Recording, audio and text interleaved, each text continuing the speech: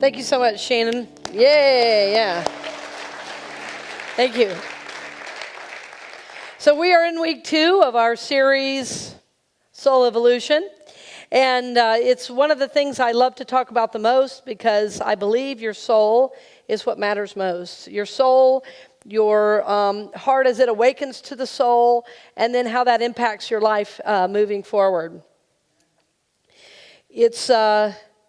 I shared a little bit last week, and I've been in, for some reason, kind of a reminiscing time of the people, the places, the teachers I've had along the way. And it's fun for me to do this series and really honor one of those teachers.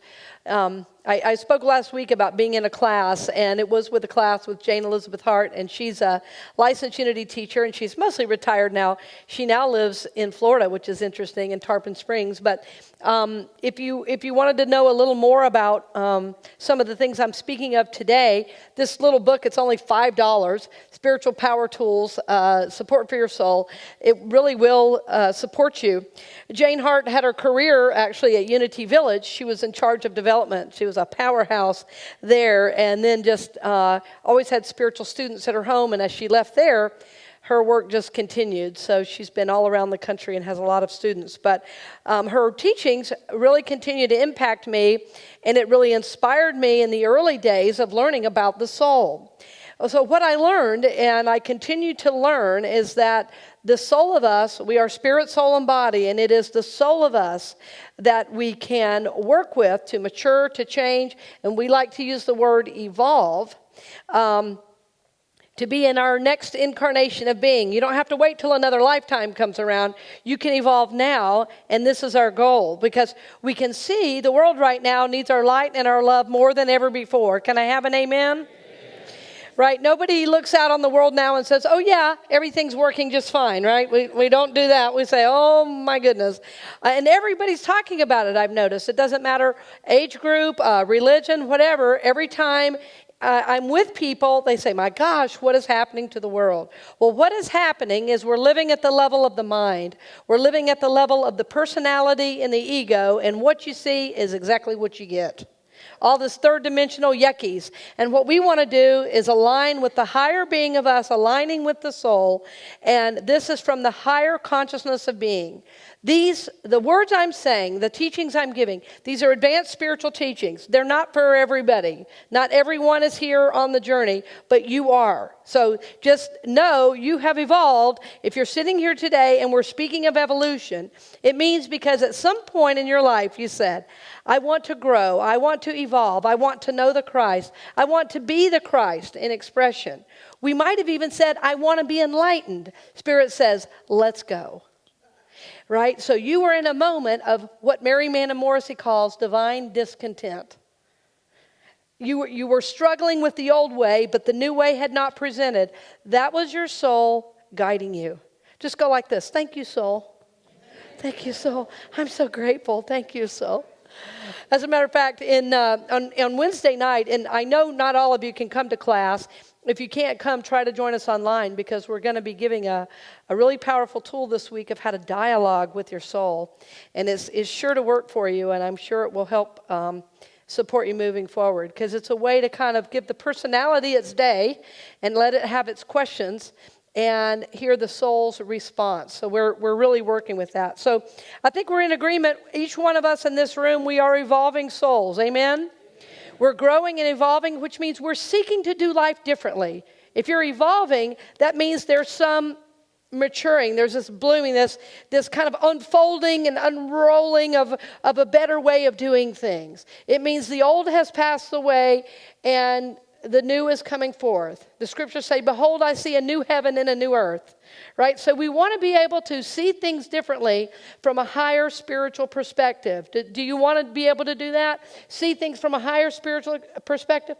The only way we can do that is by living from the soul. Reading spiritual books is not going to get you there. Listening and worshiping spiritual people is not going to get you there. You've got to do the work of the soul, and that happens in the quiet of your own room, in the times, I will say, especially in the times you don't feel spiritual. Here's what I mean. Somehow we've learned being spiritual means we get on nice clothes and come to church. The most spiritual is when you're home, you are on the mat, on your knees, you don't know what's next, you're crying, you're asking God for help. That's the most spiritual moment you can have. That's because the ego has ceased to work for you. You say, I don't know what this is, but God help me. Whew. That's just the time for growth and transformation. It's not looking good. Okay, say okay. I love you guys sometimes, I swear. Okay, because when we're brought to our knees, we're looking for something else. We're looking for something grander, for something deeper, right? And so at some point on the journey, we've all done that, and we get used to a certain level of consciousness, and it happens again. So we're constantly maturing. And I keep having the word unfolding for some reason. This did not happen at the 9 a.m. This unfolding happening. It's like there's more to you than meets the eye.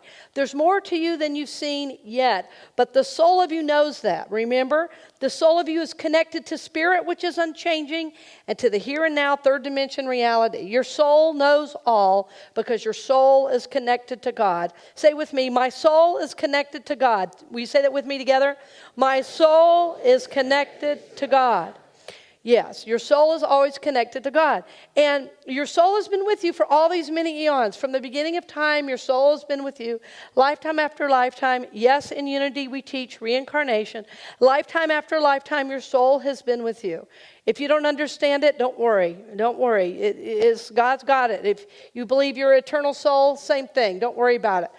But lifetime after lifetime we're born, lifetime after lifetime we're trying to learn spiritual lessons, right? So you are growing and evolving, and the idea is we want to live from the level of the soul. If you were taking notes today, number 1 would be evolving soul. Number 2 would be meditation as a gateway. Meditation as a gateway. Last week we spoke of meditation as we said meditation will help you shed your personality. What we mean by that is identification with personality. We all have a personality because we're in a human form. I don't think I would want to stand up here and just go, there is the isness of the allness of the oneness.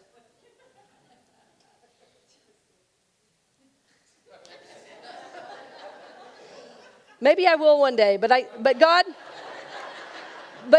rather God's using the personality self to get a message out. See, so it's not about me and my personality. It's not about what I want. It's about what God is wanting to do through me. So see, that's the difference. God's using my personality, yes.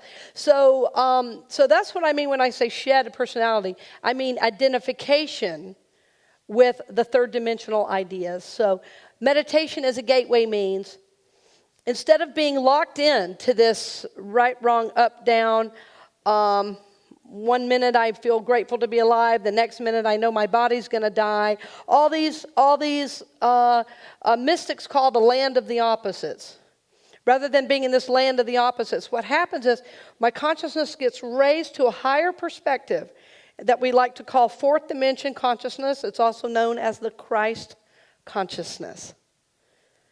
Yeah, it's also known as the Christ consciousness. So meditation can serve as this gateway.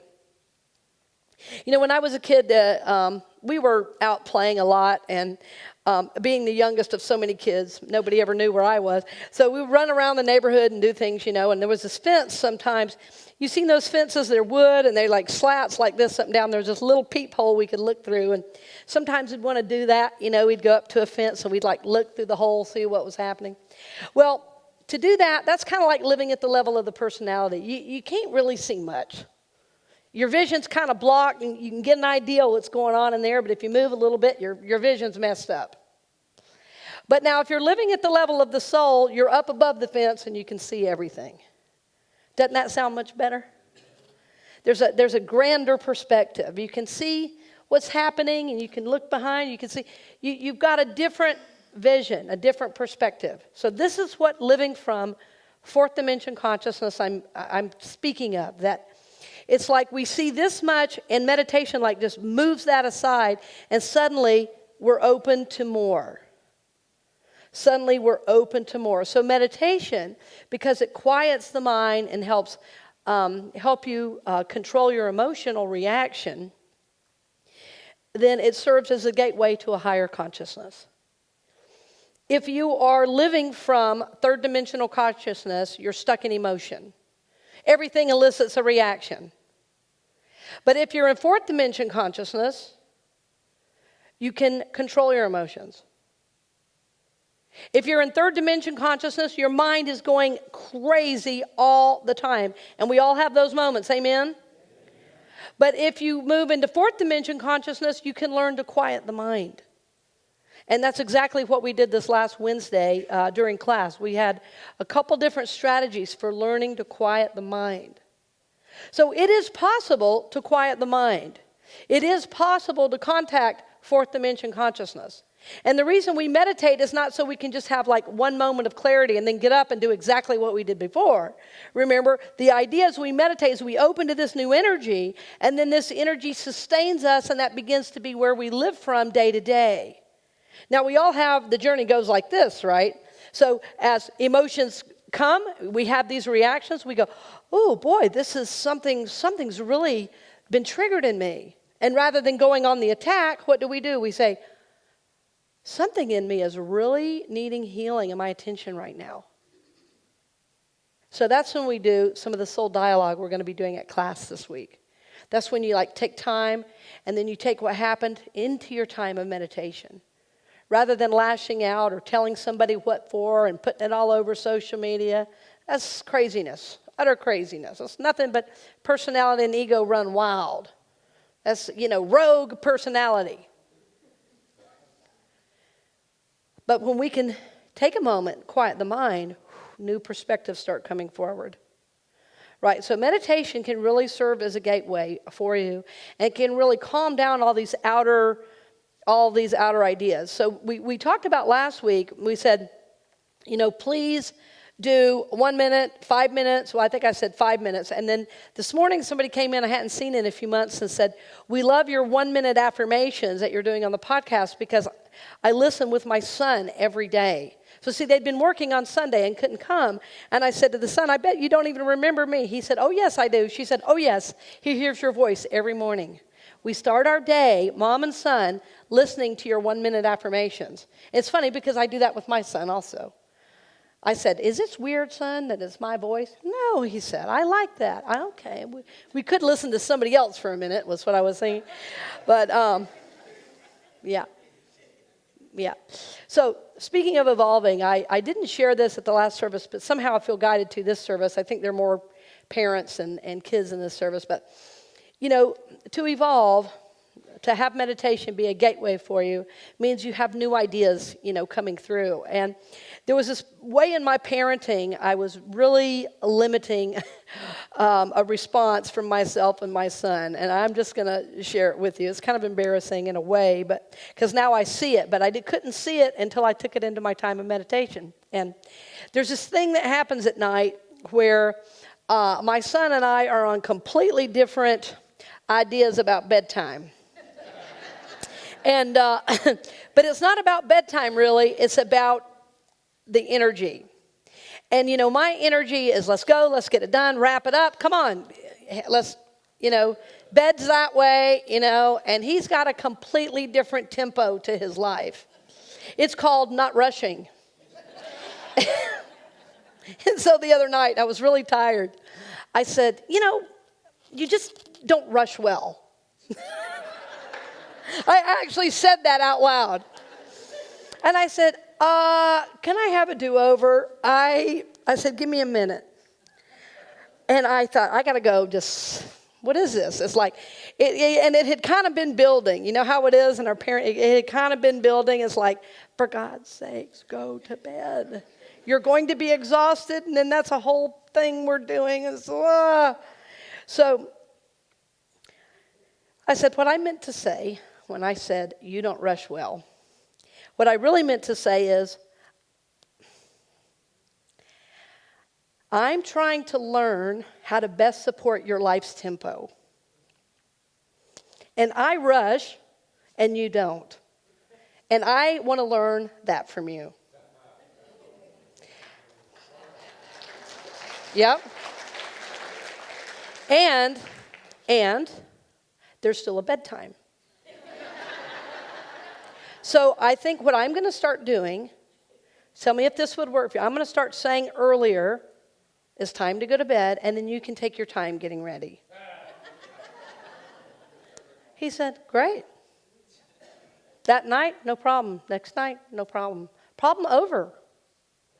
But it was just a little tiny shift, right? A little tiny perspective like, oh, like I am just making this too hard. And what I was doing is resisting his reality. It's just resisting reality. Because he was trying to tell me something. All behavior from kids is communication. They're trying to show us something. Because his tempo is actually more realized than mine is. And I can see that. It's obvious. But I had to get clear. It took me a minute. Because I'm like, okay, this keeps happening. What is this? Instead of saying it louder or putting him down, why don't I see what's here for me? You see how it's like little things? Yeah. So that's number 2. Meditation is a gateway. Number 3, I want to talk about desire and the third dimension. This is an interesting topic, desire and the third dimension. Because so many self-help books say just desire it and you can have it. Think about it and you can do it. Law of attraction. Think about it and you can have it. And that is wonderful. I love that we can manifest things. Love that. But what we don't realize is the desire for things is what keeps us chained to the third dimension. Chained. It's why the Buddhists say life is suffering. The attachment to the stuff. The thing is, it's important to learn that we're powerful co-creators so that we can apply that principle, so we can apply that principle to our spiritual growth. Because if we apply that principle to spiritual growth, we're certainly going to get it. We're certainly going to get a God connection. The scriptures say, seek ye first the kingdom and what? All these things will be added unto you. So you'll get the things. Seek first God's kingdom. Seek first God's kingdom. Honor God as source, right? It's so simple. So the title today is karma, and you're probably thinking, she hasn't said anything about it. Actually, that's all I've been talking about, is karma. Because karma simply means action. Every action that we do, I'm going to say this too, every thought that we think, say, uh-oh. Yeah, every thought that we think brings like energy to us. Thoughts, words, and actions all have what I like to call karmic implications. So in other words, whatever we do comes back to us. This is all through the scriptures. Jesus taught the law of karma and would have known it, just did not use that word. He said, if you judged, you will be what? If you forgive, you will be what? That's the law of karma. He also said, it is done unto you as you believe. Give and you shall what? Sowing and reaping, right? All of this is the law of karma. Whatever you sow, that's what you're going to reap. Whatever you give out, that's what you're going to get back. Now, luckily, I often laugh about this. We like to say the law of karma is exact, but thank goodness there's some thoughts I have thought that did not instantly come back to me. But what we don't want to do is concentrate and focus and give energy to a lot of negative thoughts, because guess what we're going to bring back to ourselves? More negativity. That's just how it works. That's how it's set up. That's why it's called the law of karma, not like the interesting idea of karma. It's a law because it's always working. So whatever energy you want, that's the energy you want to give out, because that's the energy you're going to receive, plain and simple.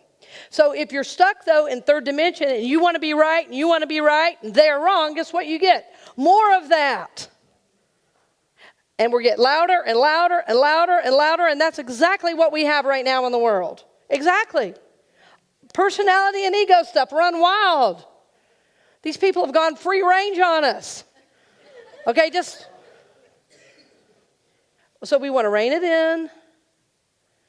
Right, rein it in, get back to where is our energy? Yeah, where is our energy? What's the energy we're putting out? Because, boy, I know what I want to receive, and it isn't that.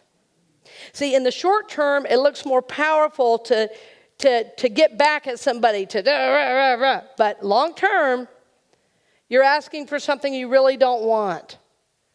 But if you're living at the level of the third dimension, again, the land of opposites, you're going to try to win. That's what the third dimension says. The one with the most toys wins. The one that's right wins. There's a whole nother way. The ancient mystic Rumi says, out beyond the ideas of right and wrongdoing, there is a field. I'll meet you there.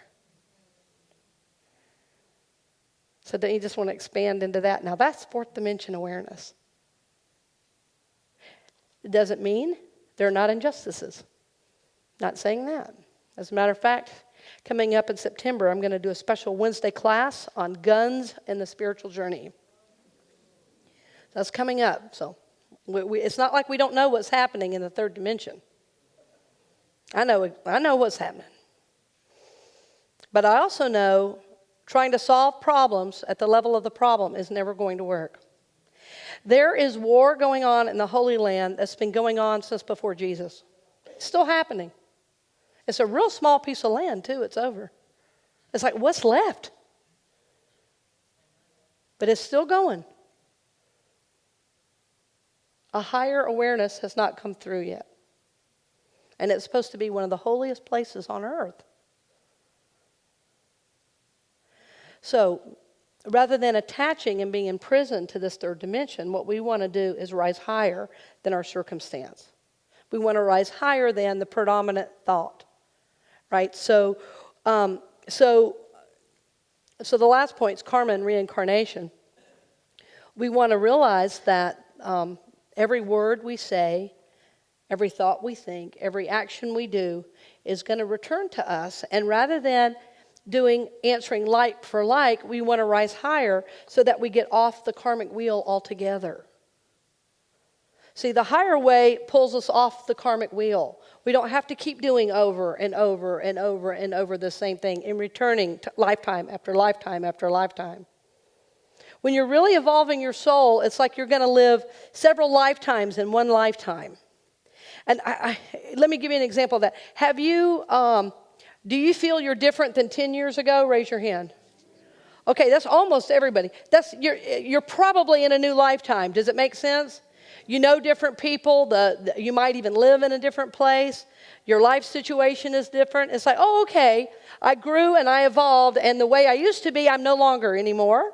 So it's like you're in a new lifetime. You don't have to live one consciousness your whole life. You can grow and evolve. And the idea in our evolution is we want to get off the karmic wheel. So how do we do that? Well, we're going to learn more about that as the weeks go on. But you meditate, you forgive, you do in selfless service. So you don't get things that you're not expecting to get something in return. You do it because it's yours to do.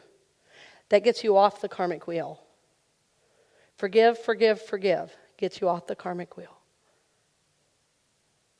So we want to remember, each one of us, we're an evolving soul, right? And we want to remember to use that meditation as a gateway to open us up to this higher consciousness, this higher way of being. And then we want to release the attachment to this third dimensional stuff that we know is not serving us. And then as we act, as we think, as we speak, we want to remember everything that we do comes back to us.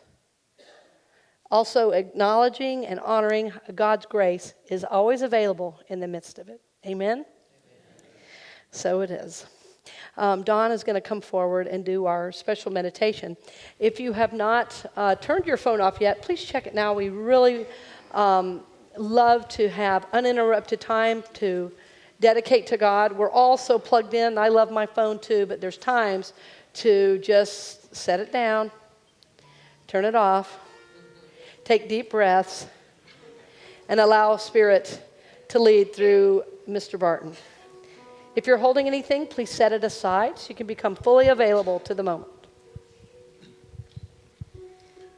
So I invite you to take a few deep breaths just to center yourself in this moment. Set aside anything you're holding on to. Maybe remove your glasses. Good idea. And take a big, deep breath in. And exhale fully.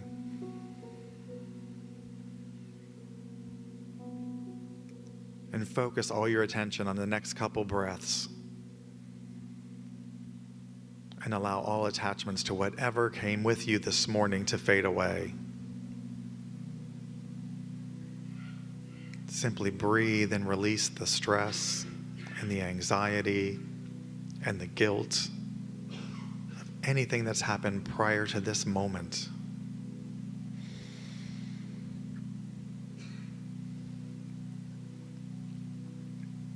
I breathe into this moment and release any worries or concerns for what is to come. All I need is supplied. All I need I have in this next breath.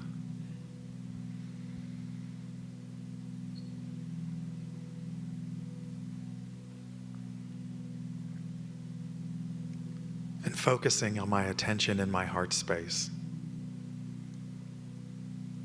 I remember who I am, a beloved child of God. I am divine at my essence.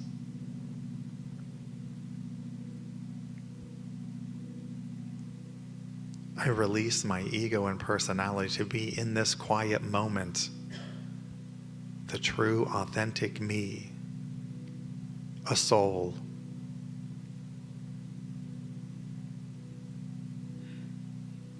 And it is from this knowingness that I set my intention for this day. My soul is in control. My soul is in control. All else fades away. All else seems so unimportant. My soul is in control.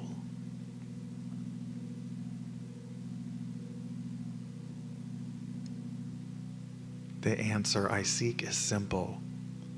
My soul is in control. And I take that intention into this time of silence. My soul is in control.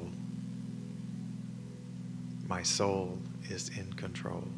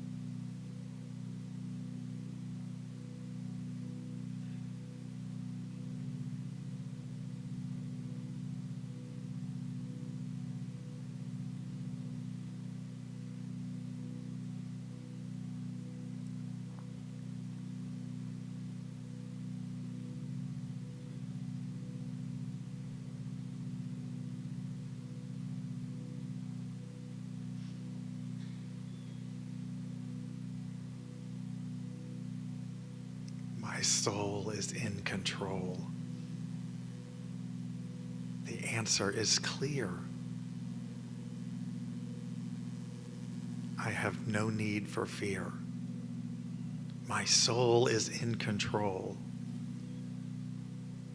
My soul, my place of light and love and hope and peace and joy, is in control for me in this moment, during this hour, for this day and throughout this lifetime. My soul is in control. I claim it, I choose it, and so it is. Amen and amen.